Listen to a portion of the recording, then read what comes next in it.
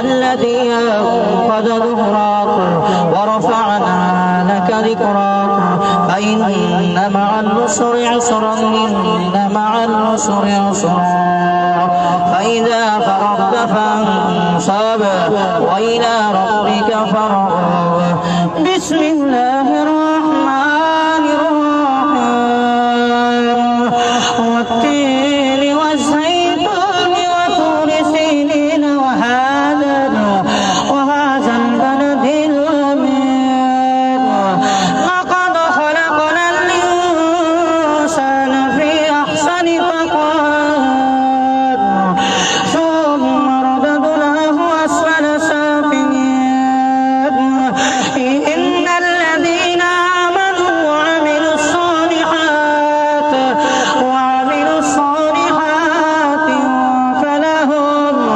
فلهم أجر غير ممنون فما يكذبك بعد بالدين أليس الله بأحكم الحاكمين صدق الله العظيم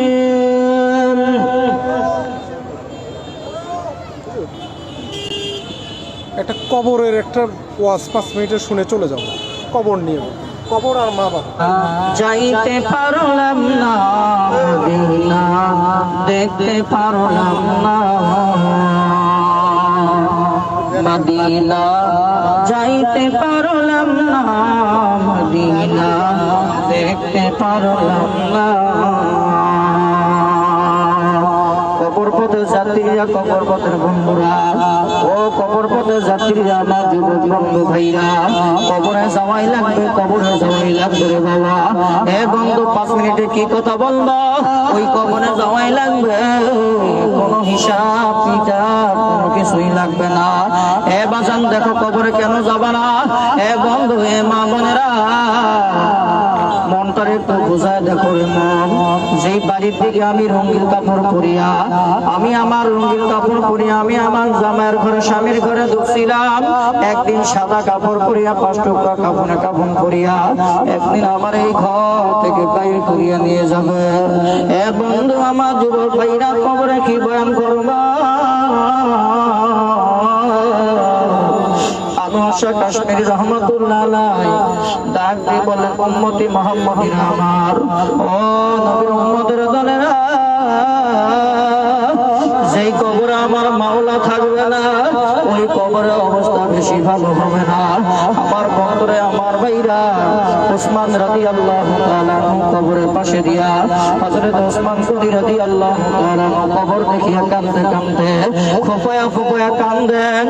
আল্লাহ রাসূলের সাহাবী ওসমান গনি যখন কবর দেখিয়া ফুপায়া কাঁদতেন, আমার ভাইরা, একজন সাহাবী ডাক দিয়ে কয়, ও আল্লাহ রাসূলের সাহাবী ওসমান গনি, আপনি কেন কবর দেখে এইভাবে ফুপায়া কাঁদেন? ওসমান গনি ডাক দিয়ে কয়, ভাই, তুমি তো জানো না আমি কেন কাঁদি, আমার বড় ভয় লাগে। এই কবর হলো প্রথম ঘাঁটি, এই কবর হলো প্রথম ঘাঁটি। এই কবর যদি আমার সাথে ভালো ব্যবহার করে, আশা করা যায় কিয়ামত আমার জন্য ভালো ব্যবহার হবে। এই কবর যদি আমার জন্য ভালো ব্যবহার করে, আশা করা যায় ফুলসিরাতের ফুল আমার জন্য ভালো ব্যবহার হবে। আর কবর যদি খারাপ ব্যবহার করে, এই কবর যদি খারাপ ব্যবহার করে, এই কবর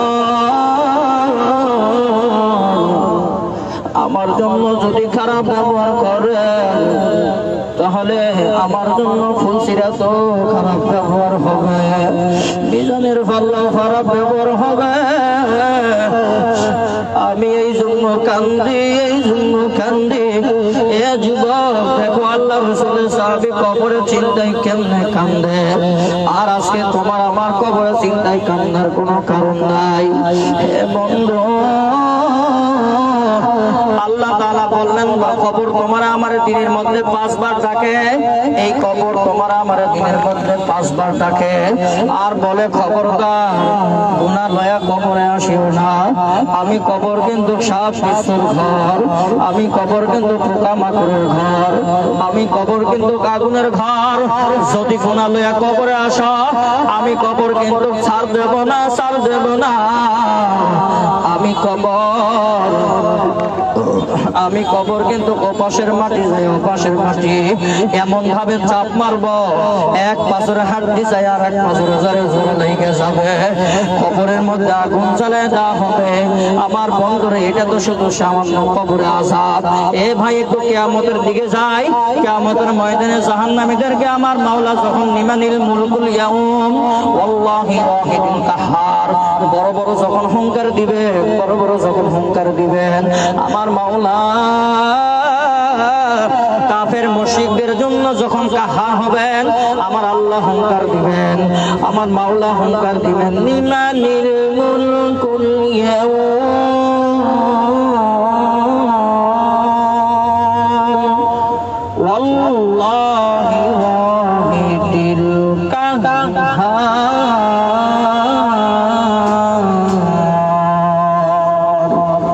আমার আল্লাহ বড় বড় হুঙ্কার দিবেন আর বলবেন, এই নাফরমানের দল, এই গুনাহগারের দলেরা, কই তোদের অহংকার, কই তোদের বিল্ডিং, কই তোদের টাকা পয়সা।